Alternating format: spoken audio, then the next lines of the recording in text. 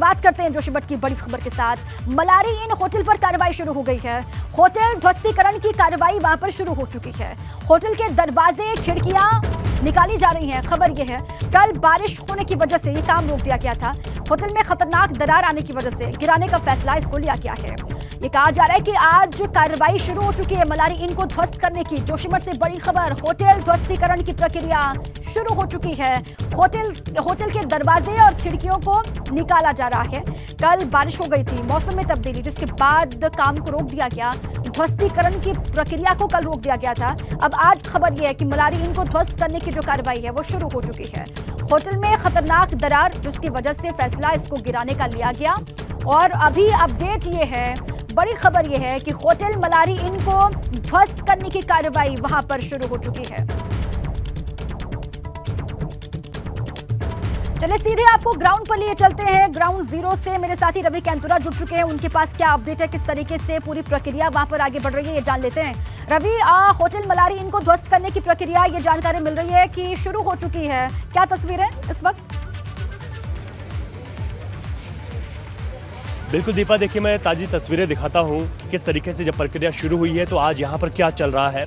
क्योंकि होटल से पहले जो लोड है उसको कम करना है और यही वजह है कि यहाँ पर जो खिड़कियाँ हैं, जो दरवाजे हैं, जो ऊपर पानी की टंकियाँ हैं, उनको पहले निकाला जा रहा है। क्योंकि ये तमाम चीज़ें बहुत मैनुअल तरीके से होनी हैं तो इस वजह से इसमें काफ़ी वक्त भी लग सकता है। ये तस्वीरें आप सामने देखें कि वहाँ पर SDRF के जो लोग हैं वो वहाँ पर हैं और उनके साथ कुछ ऐसे जानकार लोग हैं जिन्होंने इस तरीके का काम किया है। तो यहाँ पर मलारी इन में जो कार्रवाई है वो सुबह 9 बजे से शुरू हो गई है। एक नया अपडेट इसमें ये है कि पहले हम सभी ये मान रहे थे कि मलारी इन होटल को पहले पूरी तरीके से यहाँ से ध्वस्त किया जाएगा, लेकिन अभी हमें यहाँ पर जो साइंटिस्ट हैं उन्होंने बताया कि यहाँ पर जो दोनों होटल हैं वो एक दूसरे के सपोर्ट पर टिके हुए हैं और ये वजह है कि अगर ऊपर से किसी भी होटल को अगर धीरे धीरे करके डिसमेंटल किया जाता है तो दूसरे होटल के गिरने की संभावना बढ़ जाती है। तो ऐसे में मलारी इन होटल के ऊपर से शुरुआत हुई है, लेकिन जो इसके बगल का माउंट व्यू होटल है उसको भी साथ साथ में डिसमेंटल किया जाएगा। दोनों होटल को साथ साथ डिसमेंटल करते करते नीचे आएंगे और इसका लोड कम करते रहेंगे। और इसके साथ ही साथ अभी यहाँ पर वक्त ज़्यादा लगेगा, जहाँ तक लोग इस बात को भी लेकर भयभीत हैं कि क्या इस दौरान ये खुद भी धंस सकता है, जैसे यहाँ पर बर्फबारी हो रही है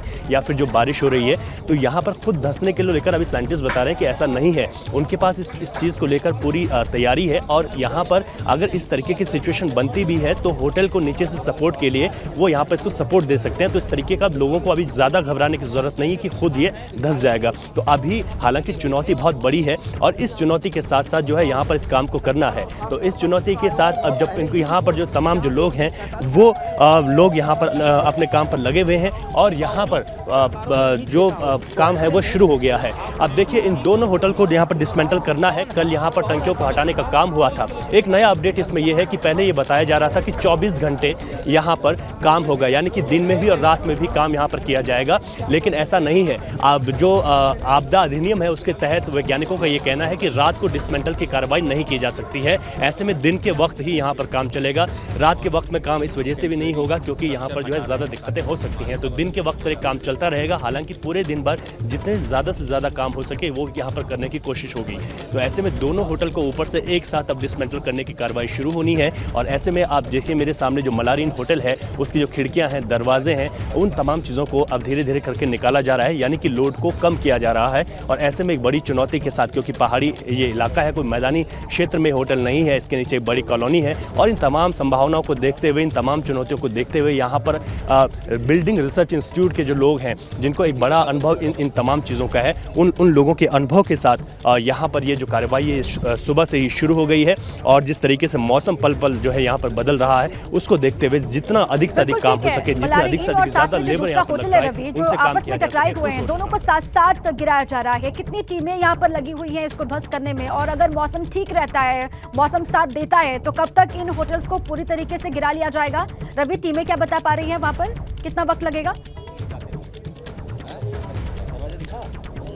जी बिल्कुल, देखिए जिस तरीके से जो खतरा बना हुआ है उसके लिए तो एसडीआरएफ की टीमें हैं, एनडीआरएफ की टीमें यहाँ पर हैं और उनके पास ऐसे तमाम इक्विपमेंट हैं कि अगर कोई भी इस तरीके की धंसाव की स्थिति बनती है तो वो उस वक्त रेस्क्यू कर सकें।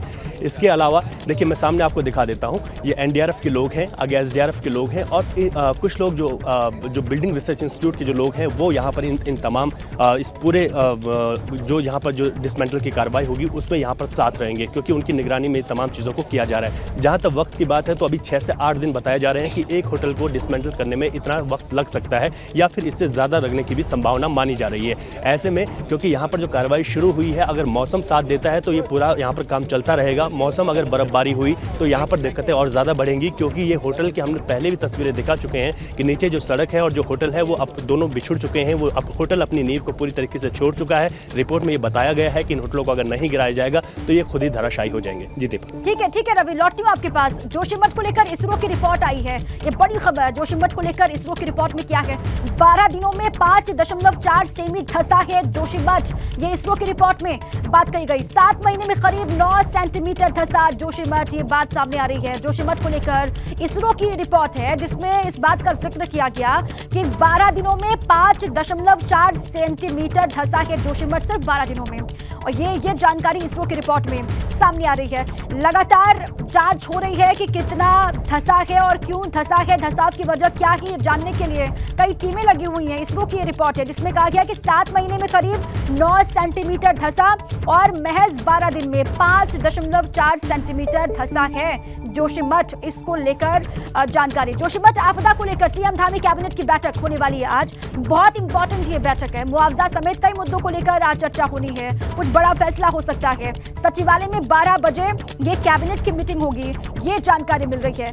कई महत्वपूर्ण मामलों पर लगेगी सरकार की मुहर। कुछ बड़ा फैसला, कुछ बड़ा जोशीमठ के लिए हो सकता है, ये कहा जा रहा है। पंकज मेरे साथ ही जुड़ चुके हैं अधिक जानकारियों के साथ में। पंकज, इसरो की एक तो रिपोर्ट आई है जिसमें ये कहा गया कि 12 दिनों में 5.4 सेंटीमीटर तक धंसा है जोशीमठ। एक तो इस पर भी अपडेट दीजिएगा। और आज कैबिनेट की बैठक भी होने वाली है, कुछ बड़ा सामने आ सकता है जोशीमठ के लिए, पंकज?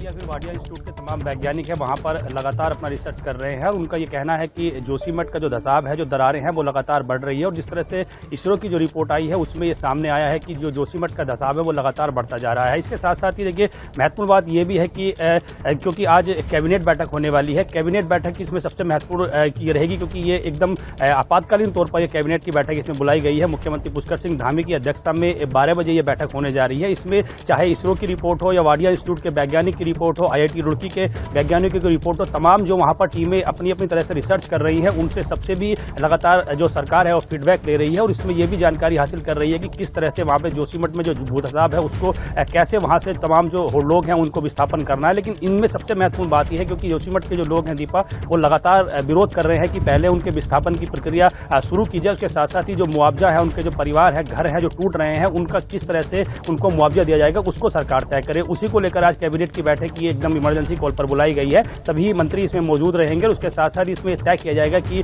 जो जोशीमठ है उसका एक नया जो प्लान है वो कैसे तैयार किया जाना है, क्योंकि जोशीमठ शहर को सरकार को दोबारा बसाना है। 2-3 जगह सरकार ने इसमें चिन्हित की हैं और उसका पूरी तरह से निरीक्षण करने के बाद ही वहां पर लोगों को विस्थापन किया जाएगा। लेकिन इससे महत्वपूर्ण बात यह है कि लोगों के जो घर टूट रहे हैं, तकरीबन अभी तक जो जानकारी मिली है उसमें 700 से ज्यादा घर हैं जो पूरी तरह से धंसाव हो गए हैं, जो टूट गए हैं, जिनमें दरारें आई हैं। उन तमाम परिवारों को मुआवजा देना है क्योंकि एक बड़ी मेहनत के साथ लोगों ने वहां पे मकान अपने बनाए थे और उनके लाखों रुपए, करोड़ों रुपए उसमें होटल बनाने में, मकान बनाने में लगे हैं। उनकी एक मुआवजे की राशि किस तरह से सरकार निर्धारित करेगी उसको लेकर ये कैबिनेट की बैठक इसमें की जानी है और ये माना जा रहा है कि सरकार मुआवजे को लेकर एक बड़ा ऐलान इसमें कर सकती है क्योंकि जो बाजार भाव है उसके आधार पर लोगों की मांग है कि मुआवजा दिया जाए। लेकिन जो आपदा भी आई है, इसरो की रिपोर्ट भी देखिए आ गई है, इसको लेकर भी मंथन होगा और कैबिनेट की बैठक में मुआवजे को लेकर भी कोई बड़ी बात सामने आ सकती है और साथ ही साथ पुनर्वास किस तरीके से यहाँ के लोगों का करना है इस पर भी कोई बड़ा फैसला आ सकता है। पंकज, आप भी रहे हमारे साथ, रवि भी लगातार बने हुए ग्राउंड जीरो से। दुनिया की सबसे लंबी नदी यात्रा पर आज वाराणसी से रवाना होगा गंगा विलास क्रूज। वीसी के जरिए पीएम मोदी दिखाएंगे हरी झंडी। इस दौरान पीएम काशी में टेंट सिटी का भी करेंगे उद्घाटन। 1000 करोड़ की जलमार्ग परियोजनाओं का शिलान्यास भी करेंगे। पूरे कार्यक्रम के दौरान सीएम योगी काशी में ही रहेंगे। वाराणसी में रिवर क्रूज के उद्घाटन से पहले सीएम योगी बोले, ये पर्यटन और सांस्कृतिक गतिविधियों को बढ़ावा देने के साथ रोजगार सृजन का बेहतर मौका है। गंगा विलास नाम का एक क्रूज वाराणसी से चलकर बांग्लादेश के रास्ते असम के डिब्रूगढ़ जाएगा। इसकी पहली ट्रिप में 32 विदेशी टूरिस्ट रहेंगे मौजूद। दुनिया के सबसे लंबे रिवर क्रूज एमवी गंगा विलास के रास्ते सैलानियों को मिलेगा 50 टूरिस्ट स्पॉट देखने का मौका। पटना, कोलकाता, ढाका होते हुए आगे बढ़ेगा क्रूज। रिवर क्रूज पर केंद्रीय मंत्री सर्बानंद सोनोवाल का बयान, बोले गंगा विलास क्रूज आत्मनिर्भर भारत की मिसाल है, इससे पर्यटन को तेजी से मिलेगा बढ़ावा। वाराणसी पहुंचे स्वतंत्र प्रभार मंत्री दयाशंकर मिश्र ने कहा, गंगा विलास क्रूज टूरिज्म के लिए मील का पत्थर साबित होगा। नदियों के ट्रांसपोर्टेशन को मिलेगी काफी बढ़ोतरी। सीएम योगी आज गोरखपुर महोत्सव के समापन समारोह में करेंगे शिरकत। दोपहर 3:30 बजे सीएम योगी समारोह को करेंगे संबोधित।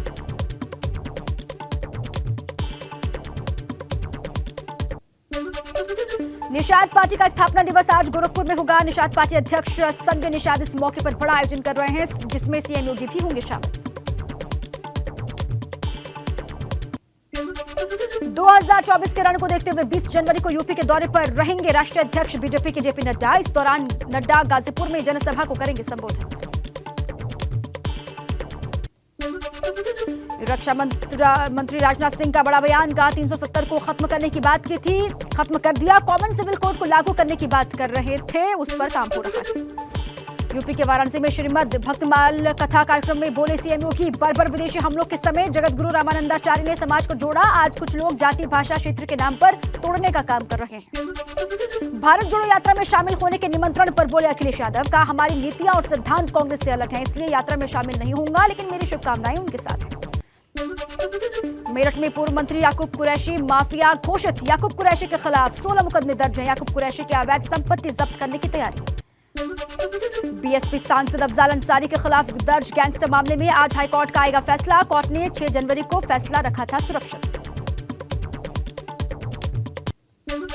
अयोध्या में श्री राम जन्मभूमि ट्रस्ट आज मंदिर निर्माण का ब्यौरा देगा। श्री राम जन्मभूमि मंदिर निर्माण की प्रगति देखने के लिए आज मीडिया को आमंत्रित किया गया। बसपा अध्यक्ष ओम प्रकाश राजभर ने मोहन भागवत के बयान का किया समर्थन, कहा भागवत जी के बयान से मुसलमानों पर राजनीति करने वाले डरे हुए हैं। जसवंत नगर पहुंचे सपा नेता शिवपाल यादव ने डिप्टी सीएम केशव प्रसाद मौर्य के बयान पर दी प्रतिक्रिया, कहा मुझे किसी पद की आवश्यकता नहीं है। आजम खान पर झूठे मुकदमों में उनको फंसाने का आरोप लगाया। भाजपा के पूर्व सांसद जफर इस्लाम का अखिलेश यादव पर निशाना, कहा सपा बसपा खत्म हो गई है, शायद इसीलिए अखिलेश कह रहे हैं कि यूपी में अच्छी चीजें खत्म हो गई हैं। यूपी सरकार में कैबिनेट मंत्री आशीष पटेल का सपा पर निशाना, कहा जब आपकी सरकार होती है तो कुछ लोग याद आते हैं, लेकिन जब सरकार चली जाती है तो पिछड़ों और दलितों का ठेका आप ले लेते हैं। सहारनपुर में स्वामी दीपांकर महाराज ने बिहार सरकार के एजुकेशन मिनिस्टर के बयान को बताया शर्मनाक, कहा कि बड़े दुख की बात है कि राम के देश में राम का हो रहा है विरोध। बिहार के शिक्षा मंत्री के बयान से आक्रोशित अयोध्या के संतों ने उनकी इस्तीफे की मांग की है। जगत गुरु परमहंस आचार्य ने कहा कि अगर एक हफ्ते में वो क्षमा नहीं मांगते हैं तो मैं उनकी जीप काटकर लाने वाले को दूंगा 10 करोड़ का इनाम। कांग्रेस के राज्यसभा सांसद इमरान प्रतापगढ़ी ने कहा देश में डर का माहौल है, महिलाएं, दलित, आदिवासी, मुस्लिम सब डरे हुए हैं।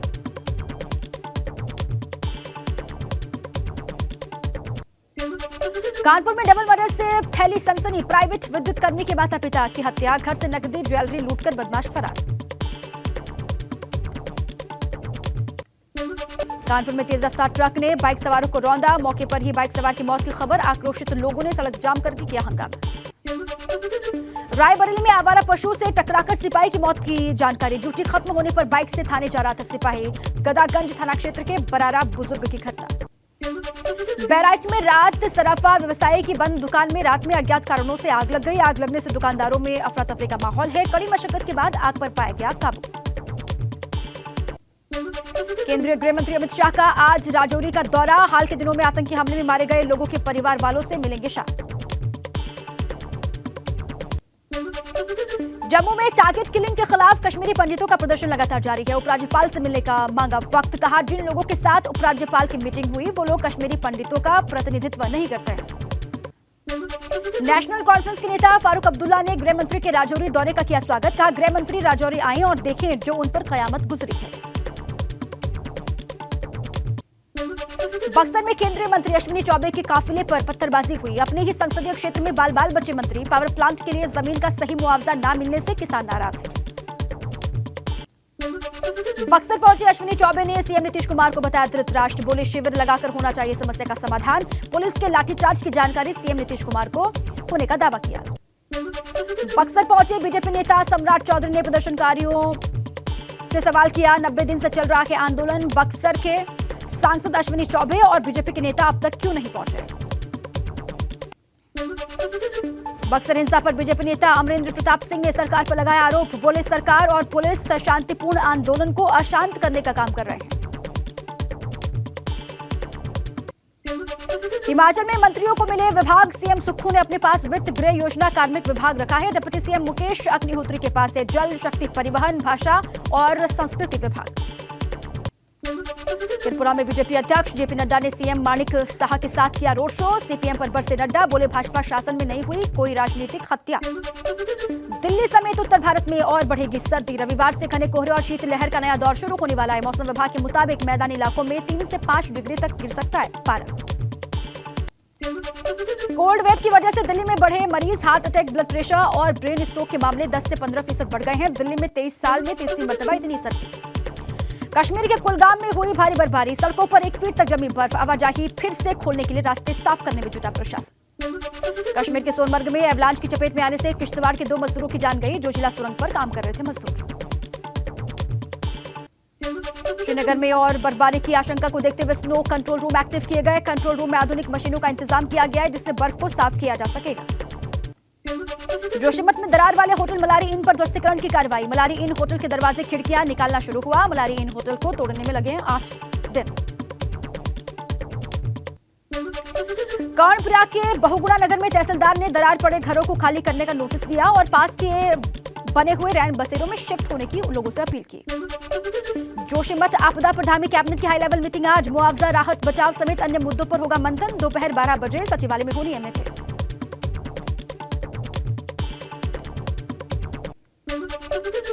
टिहरी में वेतन की मांग को लेकर आंदोलित दुग्ध संघ कर्मचारियों ने अब परिवार के साथ आत्मदाह की चेतावनी दी है। करीब 55 महीने से वेतन नहीं मिलने से कर्मचारी आक्रोशित हैं। पिथौरागढ़ के जंगल में सांबर का मांस पकाकर पार्टी कर रहे 5 गिरफ्तार किए गए। सभी के खिलाफ वन्य जीव अधिनियम में दर्ज की गई रिपोर्ट। जौनसार भाबर में माघ मरोज त्योहार की धूम। नाच गाने के साथ क्षेत्र के लोग बड़े उत्साह से मना रहे हैं त्योहार। भारत ने श्रीलंका के खिलाफ दूसरे वनडे में 4 विकेट से शानदार जीत हासिल की। भारत को जीतने के लिए 216 रनों का टारगेट मिला था जिसको उसने 40 गेंद बाकी रहते हुए हासिल कर लिया।